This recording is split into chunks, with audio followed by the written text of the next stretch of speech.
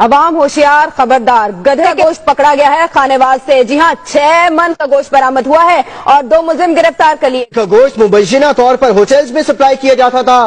Wild life افسر کو بھی گرفتار کر لیا گیا ہے۔ ملزموں نے اعتراف جرم کر لیا ہے۔ اگر قرآن میں موجود ہے تو وہ گدھا دکھائیے کہ اللہ کے نبی نے قرآن کی کس آیت میں گدھے کو حرام قرار دیا ہے۔ کے لیے ہم نے گدھے کا گوشت پکایا اور وہ گدھے کا گوشت کھائیں یا قرآن سے ثابت کریں قرآن نے اس کو حرام قرار دیا ہے۔ چیز تیار کی ہے، ایک ہاٹ پاٹ ہے جس میں ان کے لیے گدھے کا گوشت پکایا گیا ہے۔ گدھے کا گوشت کھائیں یا گدھے کے گوشت کو قرآن سے ثابت کریں کہ قرآن نے اس کو حرام قرار دیا ہے۔ ایسے ہی مچھلی قرآن سے ثابت کریں کہ حلال ہے، یہ گدھے کا گوشت کھائیں اور مچھلی کے حلال ہونے کا ثبوت دیں۔ قرآن میں گدھے کو حرام کرنے کی کوئی آیت نہیں۔ میں ثابت کروں گا کہ گدھا قرآن میں حلال ہے۔ آج لوگوں نے بھی دیکھ لیا کہ قرآن میں ایسی کوئی آیت نہیں جس میں گدھے کو حرام قرار دیا ہو اور مچھلی کو حلال۔ میں نے قرآن کی ایک آیت پڑھی تھی جس میں آپ کو بتلایا تھا کہ 4 چیزیں قرآن کی روح سے حرام ہیں، اس میں گدھا نہیں ہے، لہٰذا وہ آیت کا جواب آج تک نہیں آیا۔ ہمارا مطالبہ یہ تھا کہ قرآن مجید سے گدھے کے حرام ہونے کی ایک آیت پڑھ دیں اور مچھلی کے حلال ہونے کے لیے قرآن مجید سے ایک آیت پڑھ دیں۔ قرآن کی ایک آیت گدھے کے حرام ہونے کے بارے میں اور مچھلی کی ایک آیت کہ بغیر ذبح کیے ہوئے مچھلی حلال ہے مردہ حالت میں، وہ ہمیں دکھا دے۔ ہمارا تو مطالبہ ہی یہ تھا۔ کو تازہ مچھلی کھانے کے لیے بھی اسے اللہ کے نام پر ذبح کرنے کا حکم قرآن دے رہا ہے۔ آپ کو تازہ مچھلی کھانے کے لیے بھی اسے اللہ کے نام پر ذبح کرنے کا حکم قرآن دے رہا ہے۔ یہ مناظر بھی آپ دنیا نیوز کی اسکرین پر دیکھ رہے ہیں۔ پہلے اس قوم کو گدھوں کا گوشت کھلایا گیا ہے۔ جی ہاں، گدھے کے کھالوں پر تو پابندی لگا دی گئی، لیکن اب خانیوال میں تازہ واقعہ پیش آیا ہے۔ آپ ٹیلی ویژن اسکرین پر 2 افراد کو دیکھ سکتے ہیں جنہوں نے اعتراف بھی کر لیا ہے، گوشت سپلائی کیا کرتے تھے۔ خانیوال سے 6 من کا گوشت برآمد ہوا ہے اور یہ دونوں ملزمان دھر لیے گئے ہیں۔ محکمہ وائلڈ لائف نے یہ کارروائی کی تھی جب انہیں اطلاع ملی اور ان کا یہ بتانا ہے کہ یہ گوشت مبینہ طور پر ہوٹلوں میں سپلائی کیا جاتا تھا۔ گرفتار ملزموں نے اعتراف جرم کر لیا۔ اسی بارے میں مزید جانتے ہیں دنیا نیوز کے نمائندے ساجد پرویز سے۔ ساجد، کیا طریقہ کار تھا ان لوگوں کا؟ معروف اہل حدیث عالم کا کہنا ہے کہ گدھا قرآن کی روح سے حلال ہے اور اس کی قربانی بھی جائز ہے، اور اس عید پر اہل حدیث علماء گائے بیل کی جگہ گدھے کی قربانی کریں گے، جبکہ اس کے مقابل دیوبندی عالم علامہ حضر حیات نے اہل حدیث عالم طالب الرحمان کو چیلنج کر دیا کہ اگر وہ قرآن سے گدھا حلال اور مچھلی حرام ثابت کر دے تو 1 حرف کے بدلے 1 لاکھ کا انعام دیا جائے گا، جس کی تفصیل اس ویڈیو کلپ میں واضح کی گئی ہے۔ میں نے قرآن کی ایک آیت پڑھی تھی جس میں آپ کو بتلایا تھا کہ 4 چیزیں قرآن کی روح سے حرام ہیں، اس میں گدھا نہیں ہے، لہٰذا وہ آیت کا جواب آج تک نہیں آیا۔ طالب الرحمان صاحب کہتے ہیں کہ میں نے قرآن کی ایک آیت پڑھی تھی، 4 چیزیں قرآن کی روح سے حرام ہیں، اس میں گدھا نہیں۔ طالب صاحب سورت اور آیت نمبر بتا کر اگلے کلم میں پھر پڑھنا، اور جس کا ترجمہ یہ ہو کہ قرآن میں صرف 4 چیزیں حرام ہیں اور گدھا ان میں نہیں۔ اگر ایسی آیت آپ نے دکھا دی کہ قرآن میں صرف 4 چیزیں حرام ہیں اور ان میں گدھا شامل نہیں، تو اس ترجمے والی آیت کے 1 حرف پہ آپ کو 12 لاکھ انعام دوں گا۔ ذرا نکال قرآن سے۔ جھوٹ بولتا ہے، قرآن پہ عادت پڑ گئی۔ کیا شراب قرآن میں حرام نہیں؟ جوا قرآن میں حرام نہیں؟ سود کو قرآن نے حرام نہیں کہا؟ لوگوں کو دھوکہ دیتا ہے، صرف 4 چیزیں قرآن میں حرام ہیں اور کوئی قرآن میں چیز حرام نہیں۔ اسی آیت پہ میں نے پوچھا تھا کسر کون سا ہے، اسی آیت پر میں نے پوچھا تھا کہ جہاں پر کسر کی اگر وضاحت کرتے تو یہ چبل نہ لگاتے۔ اگلی دفعہ ذرا بیان کرنا اور پھر میں آپ پر جو تبصرہ کروں گا انشاءاللہ وہ قابل دید ہوگا، قابل ثبات ہوگا۔ نمبر 8، احمدہ و نصلی علی رسولہ الکریم۔ پچھلے کلپ میں ہم نے مچھلی کے بارے میں گفتگو کی کہ مچھلی میتا میں آتی ہے۔ اب ہم گدھے کے بارے میں بیان کریں گے کہ گدھا حرام ہے یا حلال۔ ہمارے نزدیک قرآن نے حرام قرار نہیں دیا۔ اب ہم تمہارے وہی حوالے پیش کریں گے جو تمہارے مولویوں نے بیان کیے ہیں، اور تمہاری وہ یہودیوں والی حرکت بھی بیان کریں گے کہ جس میں ہم نے وہ بات آیت پیش کی کہ احلت لکم بہیمۃ الانعام، کہ تمہارے لیے حلال کیے گئے ہیں کیا بہیمہ اور انعام، یہ دو الفاظ استعمال کیے گئے ہیں۔ اب تم نے انعام کا ذکر کر دیا اور بہیمہ کھا گئے، یعنی تم نے حرکت کی یہودیوں والی کہ بہیمہ کا ترجمہ بھی نہیں کیا، اس کی تشریح بھی نہیں کی اور چھپا لیا۔ اب آؤ میں تمہارے مولویوں کے زبانی بتلاتا ہوں کہ یہ احلت لکم بہیمۃ الانعام، بہیمہ کیا ہے اور انعام کیا ہے۔ یہ میرے ہاتھ میں معارف القرآن جلد 3 صفحہ نمبر 11 ہے، مولانا محمد شفیع مفتی اعظم پاکستان کی۔ وہ کہتے ہیں تمہارے لیے چوپائے جو مشابہ ان انعام یعنی اونٹ بکری گائے کے ہوں، پس ان کے مشابہ جتنے چوپائے ہیں سب حلال کیے گئے ہیں، جیسے ہرن نیل گائے وغیرہ کے اونٹ بکری گائے کے مشابہ ہیں۔ یعنی تم نے ترجمہ کیا تھا انعام کا اونٹ بکری گائے وغیرہ، اب انہوں نے انعام میں کس کو شامل کیا ہے؟ جو ان کے مشابہ ہیں، جتنے بھی چوپائے ہیں جو ان کے مشابہ ہیں۔ اب یہ قرآن میں کہیں نہیں ہے کہ ان کے مشابہ جو بھی جانور ہوں گے وہ حلال ہوں گے۔ اللہ نے انعام کا ذکر کیا اور تم نے بھی بتایا کہ انعام ان جانوروں کو کہتے ہیں، اونٹ بکری گائے، لیکن ہرن نیل گائے یہ اس میں شامل ہیں یا نہیں ہیں؟ تمہارے مولوی لکھتے ہیں کہ جیسے نیل گائے ہرن وغیرہ کہ یہ اونٹ بکری کے مشابہ ہیں۔ اچھا، یہ جو حمار وحشی ہے، جنگلی گدھا ہے، یہ کس کے مشابہ ہے؟ یہ کہاں سے پھر حلال ہو گیا؟ یہ مشابہ ہے گھریلو گدھے کے۔ اب گھریلو گدھا اگر حرام ہے، قرآن نے حرام نہیں کیا، گھریلو گدھا حرام ہے تو اس کے مشابہ وحشی گدھا بھی حرام ہونا چاہیے۔ لیکن اب میں زیادہ جو بحث کرنا چاہتا ہوں، تم نے انعام پر بحث کی، میں بہیمہ پر، تمہارے مولویوں کی زبانی صفحہ نمبر 11 پر لکھتے ہیں ان بہائم کے جو کہ دوسرے دلائل شریعہ حدیث وغیرہ سے مخصوص اور مستثنیٰ ہیں، جیسے گدھا خچر وغیرہ، کہتے ہیں انعام میں وہ درندے اور شکاری جانور نہیں، انعام سے استثناء کیا ہے درندے اور شکاری جانور کا۔ کس آیت کے ذریعے؟ حدیث کے ذریعے یا قرآن کے ذریعے؟ نکالو وہ آیت، گھڑو آیت محمود الحسن دیوبندی کی طرح اور کہو کہ یہ دیکھو قرآن نے کہا ہے کہ درندے اور شکاری جانور بھی حرام ہیں۔ کہتے ہیں کہ اس بات میں کہ درندے اور شکاری جانور نہیں، بجز ان بہائم کے جو کہ دوسرے دلائل شریعہ حدیث وغیرہ سے مخصوص اور مستثنیٰ ہو چکے ہیں۔ یعنی گدھا جیسے اور خچر، اس کو کس نے مخصوص کیا ہے؟ بہائم سے۔ اللہ نے بہیمۃ الانعام، بہیمہ اور انعام دونوں کو اللہ نے حلال کیا ہے۔ اب ثابت ہوا کہ قرآن کچھ کہہ رہا ہے اور حدیث کچھ کہہ رہی ہے، تو بہیمۃ الانعام کا ترجمہ اور تشریح ہم یہ کریں گے کہ اللہ نے بہیمۃ الانعام کو حلال قرار دیا ہے، جو چوپائے ہیں، اور گدھا بھی چوپائے میں شامل ہے۔ اللہ نے وحشی گدھے کو، اللہ کے نبی نے وحشی گدھے کو حلال قرار دیا ہے۔ اب یہ حدیث قرآن سے ٹکراتی ہے۔ مفتی محمد شفیع جو صفحہ نمبر 13 پر اسی جلد میں لکھتے ہیں، بہرحال لفظ بہیمہ ہر جاندار کے لیے بولا جاتا ہے۔ ہر جاندار، چوپائے جو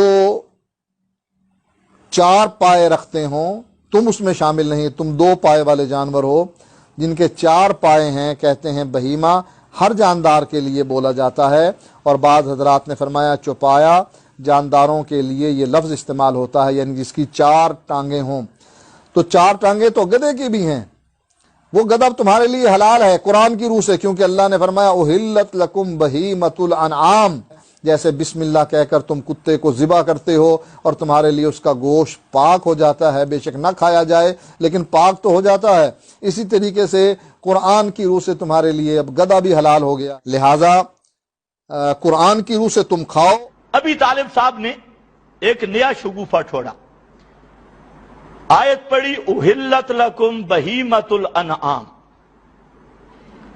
اس پر کہتے ہیں بڑا تبرہ بازی کرتے ہوئے، موروثی تبرہ بازی، اس آیت کا ترجمہ کرتے ہوئے کہتے ہیں تمہارے لیے حلال کیے گئے بہیمہ اور انعام۔ طالب صاحب یہ اور کس لفظ کا آپ نے معنی کیا ہے؟ بہیمہ اور انعام۔ یہ ذرا اگلے کلپ میں یا میرے سامنے جب آئیں تو میں پوچھوں گا کہ یہ اور کس لفظ کا معنی کیا ہے۔ قرآن مقدس کی اپنی طرف سے تحریف کرنا تیری قسمت میں ہے اور قرآن پہ جھوٹ بولنا تیری قسمت میں ہے۔ یہاں بہیمۃ الانعام میں کس لفظ کا معنی ہے بہیمہ اور انعام؟ یہ اور والا لفظ ذرا نشاندہی کرے قرآن پاک سے۔ آپ حضرت شیخ الہند پہ تبرہ کرتے ہیں، آپ نے ایک حدیث خود گھڑی، 5 ایتوں پہ جھوٹ بولا، اور اب ایک آیت کا ترجمہ پھر آپ نے غلط کیا۔ آپ کو شرم آنی چاہیے کسی اور کا نام لینے کی، آپ اپنی نبیڑ ذرا۔ تو یہاں کہتا ہے 2 لفظ استعمال کیے گئے ہیں، تم نے انعام کا ذکر کیا، بہیمہ کھا گئے، بہیمہ کا ترجمہ نہیں کیا، چھپا لیا۔ طالب صاحب یہ بھی آپ کا صریح جھوٹ ہے۔ آپ میرا وہ پچھلا کلپ سن لیں، وہاں پر چوپائے مویشی میں نے یہ بہیمہ کا ترجمہ کیا۔ آپ کی تو قسمت میں جھوٹ بولنا ہے، اور ہر کلپ میں کوئی نہ کوئی جھوٹ نہ بولیں، آپ کا گزارا نہیں ہے۔ وہ کلپ آپ سنیں، بہیمہ الگ نہیں ہے، یہ بھی ذہن میں رکھیں، یہ بھی آپ کی جہالت ہے۔ یہاں پر بہیمۃ الانعام ہے، اور طالب صاحب ذرا خیال کرنا، کہتا ہے کہ انہوں نے انعام کی بات کی ہے، میں بہیمہ کی بات کرتا ہوں۔ تو یہاں صرف بہیمہ نہیں، بہیمۃ الانعام ہے۔ اور افسوس اس بات کا ہے کہ آپ کی جہالت اس درجے کی ہے کہ آپ نہ قرآن سمجھتے ہیں نہ حدیث سمجھتے ہیں۔ اب جہاں پر ذرا غور کر لیں، یہ بہیمہ مضاف ہے، الانعام مضاف الیہ ہے، اور یہ اضافت مفسرین حضرات سب نے، نواب صدیق حسن کو دیکھ لے، مدارک، ابو سعود، روح المعانی، کوئی کتاب تفسیر کی اٹھائیں تو سب حضرات نے یہ لکھا کہ جہاں اضافت جو ہے یہ بیانیہ ہے۔ اس بات کو ذرا سمجھنا ہے، اضافت بیانیہ یا اضافت العام الی الخاص کے قبیل سے ہے۔ تو اب ذرا آپ کو اللہ کرے سمجھ آئے، ہے بڑی مشکل بات، آپ کے لیے مشکل ہے، طالب علموں کے لیے آسان ہے۔ جب اضافت بیانیہ ہے تو بہیمہ سے مراد انعام ہے، تو بہیمہ سے مراد انعام ہے۔ تو آپ کا یہ کہنا کہ انعام کی تشریح کی ہے، بہیمہ کی نہیں کی، یہ ابو جہل سے بھی بڑھ کے جہالت ہے، اور اتنی جہالت پادریوں اور پنڈتوں میں بھی نہیں جتنے آپ جاہل ہیں، اور مناظرہ کرنے کا بڑا شوق ہے آپ کو۔ اب اہل حدیث علماء سے بھی میری گزارش ہے کہ اس جاہل کی یہ جہالت بھی ملاحظہ فرمائیں کہ بہیمۃ الانعام کی اضافت بھی معلوم نہیں۔ اگر اضافت بیانیہ تو پھر بہیمہ وہی انعام ہے ایک، اور اس کی بھی ذرا وضاحت کرنا کہ بہیمہ کو انعام کے ساتھ مقید کیوں کیا، صرف بہیمہ کیوں نہیں ذکر کیا، اس پہ بھی ذرا غور کرنا۔ تو آپ نے جتنی عبارتیں پیش کی سب کے جواب اس جملے میں آ گئے۔ اگر آپ یہ سمجھ لیں، اور آپ نے جتنی فتویٰ بازی کی سب کے سب کافر مرتد ہونے کے فتوے آپ پر لوٹ گئے اور آپ کی قسمت میں آ گئے، اس لیے ان کو ذرا قبول فرمائیں۔ اور تیسری بات یہ بھی سن لیں کہ یہ بہیمۃ الانعام کی تفسیر تفسیر کا پہلا درجہ تفسیر القرآن بالقرآن، تو یہ تفسیر خود سورۃ الانعام آیت نمبر 143 میں بہیمۃ الانعام کی تفسیر موجود ہے کہ وہ بہیمۃ الانعام کیا چیزیں ہیں، وہ 8 جوڑے ہیں، 8 جوڑے، اور اسی کو تمام مفسرین حضرات نے یہاں پر لکھا ہے آپ میں اگر جرت ہے تو اس 8 ازواج میں اپنے والا ذرا گدھا داخل کر کے دکھائیں، وہاں اونٹ، بکری، بھیڑ وغیرہ جو آپ کے مفسرین نے بھی لکھا، اہل حدیث نے بھی، ہمارے اور وہاں پر صراحتاً موجود ہے۔ تو جب بہیمۃ الانعام کی تفسیر خود قرآن میں موجود ہے تو قرآن والی تفسیر چھوڑ کر دوسرے جو قیاسن یا اخبارن بعض چیزیں اس کے ساتھ لائق کی گئی، شامل کی گئی ہیں، آپ ان کی طرف بھاگتے ہیں، اور جو خود تفسیر القرآن بالقرآن ہے اس کے قریب نہیں جاتے۔ ذرا دیکھیں یہ سورہ انعام آیت 143، اس میں اسی آیت کی تفسیر ہے، اور اس کو آپ کے سارے یہ بھٹوی، یہ آپ کا یہ عبدالسلام بن محمد اور آپ کے دوسرے حضرات سب یہی کہہ رہے ہیں۔ چوتھے نمبر پر آپ نے اس پہ ایک جھوٹ بولا، بلکہ یہودیوں سے بڑھ کے خیانت کی۔ یہودی مولوی اتنے خائب نہیں جتنے آپ ہیں۔ میں آپ سے یہ پوچھنا چاہتا ہوں، آپ نے کہا بہیمہ ہے 4 ٹانگوں والا جو چرتا ہو، تو خنزیر بھی 4 ٹانگوں والا ہے اور جنگل میں چرتا ہے، طالب صاحب خنزیر کھائے گا؟ کھانا شروع کر دے، ماشاءاللہ، گدھا پہلے شروع کیا ہے، اب خنزیر بھی شروع کر دے۔ گیدڑ بھی 4 ٹانگوں والا ہے اور وہاں جنگل میں چرتا ہے، لومبڑ بھی 4 ٹانگوں والا ہے اور جنگل میں چرتا ہے۔ آپ کے بقول یہ سب بہیمہ کے تحت داخل ہو کر حلال ہیں، تو ماشاءاللہ کل سے خنزیر بھی کھانا شروع کر دے۔ غیر اللہ کے نام کا بکرا، چھترا، بیل، وہ بھی 4 ٹانگوں والا ہے اور انعام میں ہے، چرنے والا ہے، تو آپ وہ بھی نجس کو کھانا شروع کر دے، تو آپ کی غذا تو ماشاءاللہ پہلے بھی فتاوی ثنائیہ میں جو لکھی ہے اس کو تو ابھی میں چھوڑ رہا ہوں، انشاءاللہ جیسے آپ کی آتے ہیں تو وہ بھی مجھے بیان کرنی پڑے گی کہ وہ کیا چیز ہے۔ بہرحال آپ بہیمہ کو اتنا عام لے رہے ہیں، آگے انعام کی قید آپ کو نظر ہی نہیں آتی۔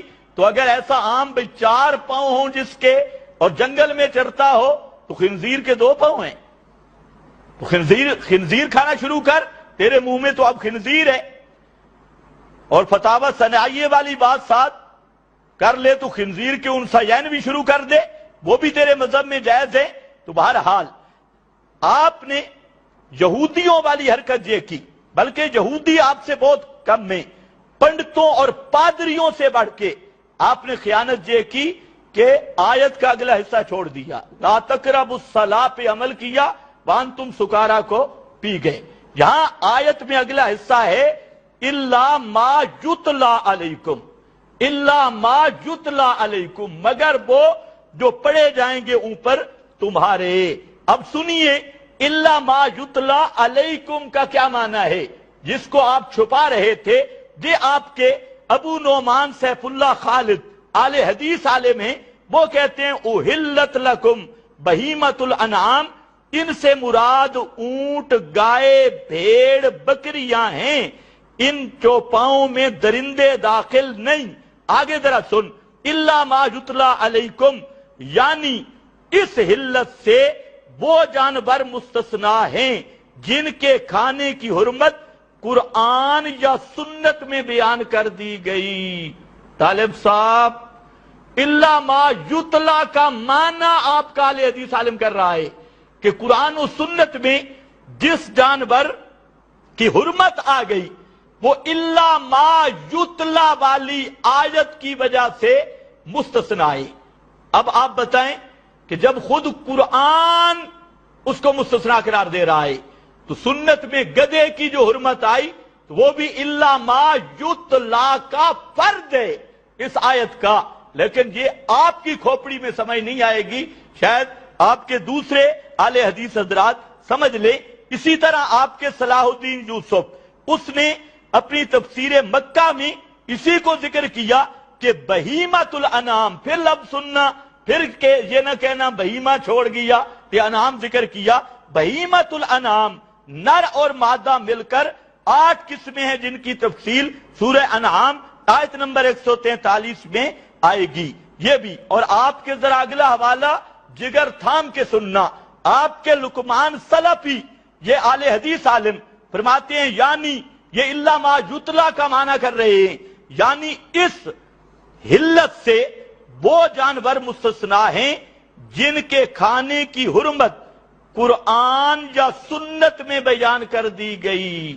طالب صاحب الا ما یتلا قرآن مقدس کی اس آیت کی وجہ سے وہ جانور مستثنا ہیں. اب ذرا خیال کرنا کہ قرآن یا سنت میں جن کی حرمت کا بیان آیا ہے وہ سب کے سب الا ما یتلا سے مستثنا ہیں. اور ابھی ذرا دیکھنا ہے اگلی، کہتے ہیں سورہ مائدہ کی آیت نمبر 3 حرمت علیکم المیتہ میں جو کچھ بیان ہوا ہے یا نبی کریم صلی اللہ علیہ وسلم کا وہ قول جو ابھی گزرا ہے کہ ہر ناخن والے جانور اور ہر پنجہ والی چڑیا کا کھانا حرام ہے. آیت کے اس حصہ سے اس کو طالب صاحب اللہ آپ کو ہدایت دے، اس کو بھی سنو. آیت کے اس حصہ سے یہ بھی معلوم ہوا کہ رسول اللہ صلی اللہ علیہ وسلم کی ہر سنت کتاب اللہ میں داخل ہے. رسول اللہ کی ہر سنت کتاب اللہ میں داخل ہے. اور تو جھگڑا ڈال رہا ہے کہ حدیث قرآن کے مقابل، حدیث قرآن کے مقابل، حدیث قرآن کے مقابل. یہ آپ کا بزرگ کہتا ہے ہر سنت کتاب اللہ میں داخل ہے. تو جو آگے ذرا سنیے، اس لیے کہ رسول اللہ صلی اللہ علیہ وسلم نے جن جانوروں اور چڑیوں کا کھانا حرام قرار دیا وہ سب بالاتفاق بے اتفاق کے علماء الا ما یتلا علیکم میں داخل ہیں. جن چیزوں یہی بات میں بیان کر رہا تھا کہ پیغمبر کا بیان، وہ پیغمبر کا فرمان، وہ بیان قرآن ہے. اب ذرا فیصلہ کر کہ آپ کا یہ سلفی مرتد ہے یا آپ مرتد ہیں، آپ کافر ہیں. یہ آپ کی زبان ہے اور آپ کی تہذیب ہے، میں اس کو پسند نہیں کرتا. آگے اس کی ایک دلیل وہ مزدور والی حدیث بھی ہے جس کے باپ نے آ کر رسول اللہ صلی اللہ علیہ وسلم سے کہا کہ یا رسول اللہ میرا یہ لڑکا فلاں کے ہاں مزدوری کرتا تھا، اس کی بیوی کے ساتھ زنا کیا، اس بارے میں فیصلہ کر دیجئے. تو آپ نے فرمایا لَأَقْضِيَنَّ بَيْنَكُمَا بِكِتَابِ اللَّهِ کہ میں تم دونوں کے درمیان کتاب اللہ کے مطابق فیصلہ کروں گا. حالانکہ رجم قرآن کریم میں منصوص نہیں. طالب صاحب کچھ شرم ہو، کچھ حیا ہو تو آپ کے لیے یہ کافی ہے کہ آپ کا خود وہی بات جو میں کر رہا تھا کہ رسول کا جو فیصلہ ہے اس کا ماخذ قرآن ہے. اور اب اس نے حدیث، اور یہ آپ کے اس میں بھی موجود ہے، فتاوہ میں بھی موجود ہے، اور اسی طرح آپ کے سلفی اثری محمد اسماعیل اثری نے بھی اس کو لکھا اور حضرات نے بھی لکھا، زبیر علی زئی نے بھی لکھا. اور اس حدیث کی روح سے چونکہ پیغمبر کا فیصلہ وہ قرآن سے ماخوذ ہے، اس لیے پیغمبر کے فیصلے کو قرآن کا فیصلہ قرار دیا گیا ہے. اور آپ کا اپنا مولوی یہی بات لکھ رہا ہے، یہ تحسیر الرحمان ہے لے بیان القرآن.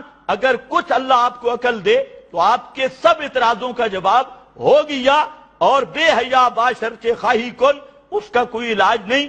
اسی طرح امام قرطبی اس مقام پر مفسر قرطبی وہ فرماتے ہیں فبہیمۃ الانعام، یہ بہیمۃ الانعام کی بات کر رہا ہے، ہی الراعی من ذوات الاربع.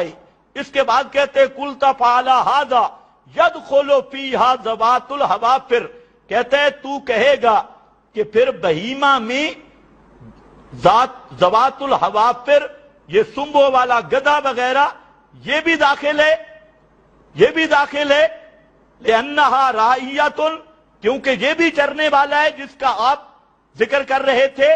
تو فرماتی ہیں وَلَيْسَ كَذَلِكَ، یہ بات نہیں کہ بہیمہ اور انعام میں یہ گدھا داخل ہو بہیمۃ الانعام میں یا خچر داخل ہو.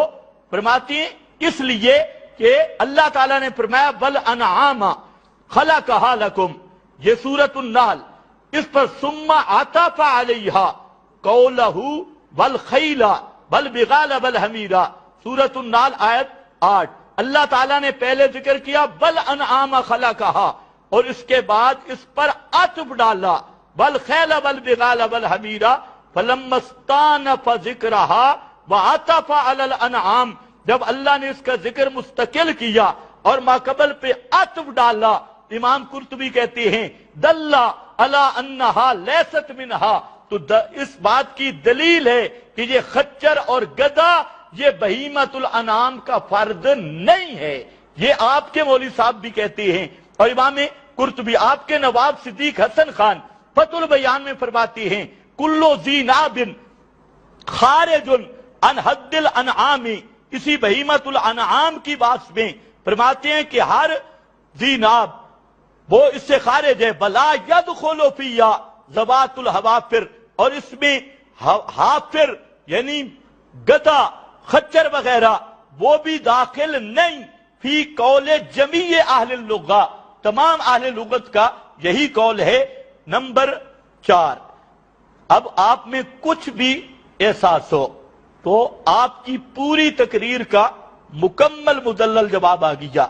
چوتھے نمبر پر آپ نے معارف القرآن حقانی عثمانی وغیرہ سے بعض عبارتیں پیش کرنے کی کوشش کی، لیکن اسی طرح جیسے میں نے جواب دیا ان سب عبارتوں میں ایک عبارت بھی آپ ایسی پیش نہیں کر سکے جس میں یہ ہو کہ بہیمۃ الانعام میں جہاں حدیث اور قرآن کا تقابل ہے اور بہیمۃ الانعام میں گدھا داخل ہے اور قرآن و حدیث کا تقابل ہے جو آپ کا دعویٰ ہے، تو ان کتابوں میں سے ایک عبارت بھی آپ الحمدللہ پیش نہیں کر سکے۔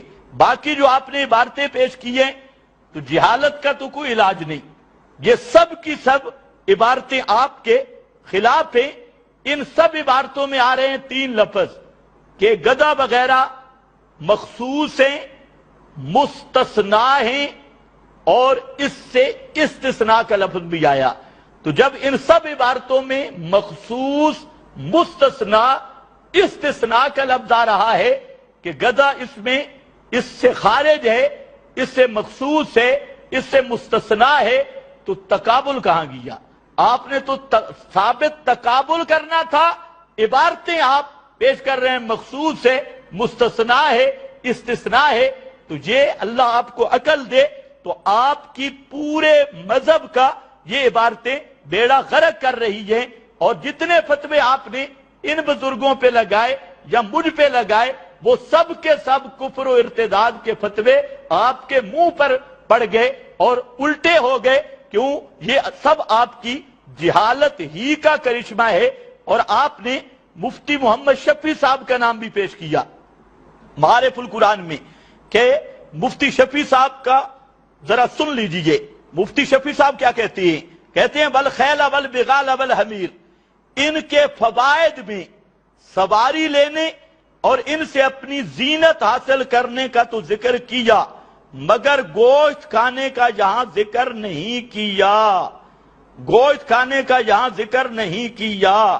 اس میں یہ دلالت پائی جاتی ہے کہ گھوڑے، خچر، گدھے کا گوشت حلال نہیں، خچر اور گدھے کا گوشت حرام ہونے پر تو جمہور فقہا کا اتفاق ہے۔ آپ مفتی شفیع صاحب کے نام سے دھوکہ دے رہے تھے۔ مفتی شفیع صاحب اس آیت نمبر 8 سے استدلال کر رہے ہیں کہ اس سے گدھے کی حرمت ثابت ہو رہی ہے۔ یہی بات علامہ ماجدی نے ذکر کی ہے اور دیگر حضرات نے۔ بہرحال یہ موضوع لمبا ہو جائے گا، تو میں اس کو آپ کی جہالت کو بتانا مقصد تھا۔ نمبر 5، آپ نے ایک چھوٹے سے کلم میں المہند کا حوالہ بھی دیا اور بعض اشعار بھی آپ نے پڑھے۔ میرا خیال ہے آپ کا دماغی توازن ٹھیک نہیں۔ ثابت تو آپ نے یہ کرنا ہے کہ قرآن نے مچھلی کو حرام اور گدھے کو حلال کہا ہے، اور آپ نغمے المہند کے سنا رہے ہیں اور کبھی حاجی صاحب کے اشعار آپ سنا رہے ہیں، اور آپ کو پتا ہے جیسے آپ کا طبقہ روایت پرست ہے، اسی طرح ایک طبقہ عبارت پرست بھی ہے۔ تو المحند کی بات کرنی ہو تو ان سے کیجئے جن کا نظریہ المحند کل قرآن۔ تو المحند کا آپریشن جن لفظوں میں میں کر چکا ہوں یہ آپ کے نصیب میں بھی نہیں ہے اور آپ کے علم میں بھی نہیں ہے۔ باقی آپ محند کی طرف جائیں، اشعار کی طرف جائیں، نیل گائے کی طرف جائیں، شتر مرغ کی طرف جائیں، بھینس کی طرف کبھی بھاگیں، تو یہ صرف آپ کی بکلاہٹ اور حواس باختہ ہونے کی دلیل ہے۔ سن لے میرا عقیدہ، عقیدہ ثابت ہوتا ہے نص قطعی الثبوت اور قطعی الدلالت سے، کسی کے شعر سے عقیدہ ثابت نہیں ہوتا اور کسی بزرگ کی عبارت سے عقیدہ ثابت نہیں ہوتا۔ تو عقیدہ کے ثبوت کے لیے نص قطعی الثبوت اور قطعی الدلالت ہوا کرتی ہے۔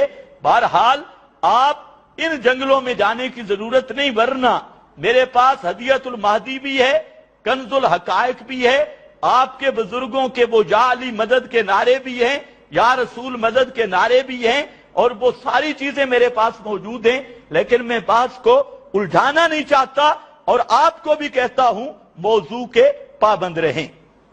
آپ نے تیری جان چھوٹ نہیں سکتی، یہ گدھے والا مسئلہ حل ہو چکا ہے۔